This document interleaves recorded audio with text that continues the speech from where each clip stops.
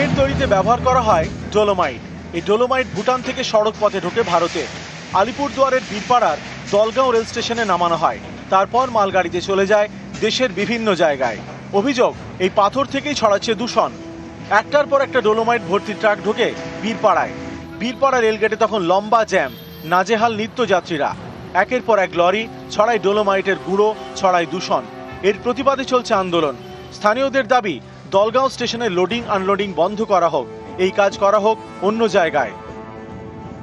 বিভিন্নভাবে আন্দোলন করেছি, আমরা ধর্ণা করেছি, ডিআরএম অফিসে গিয়েছি, ডিএম অফিসে গিয়েছি, এবং আমরা 9 এপ্রিল একটা স্বতঃস্ফূর্ত একটা বন্ধ করেছিলাম।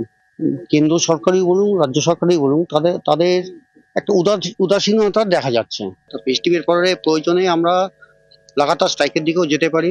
এটা হচ্ছে হরিপুর, এটা বীরপাড়ারই জায়গা, হরিপুরের মধ্যে পড়ে। এখানে প্রচুর জমি আছে এখানে।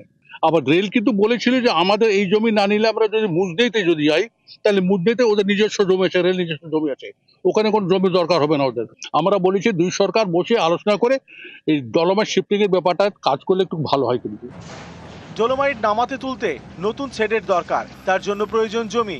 সেই জমি নিয়ে তৈরি হয়েছে চাপানুতর। ডোলোমাইট এটা অনেক পয়জনাস প্রদূষণ হয়, তা অনেক মানুষ অসুস্থ হয়েছে, অনেক মানুষ মারাও গেছে।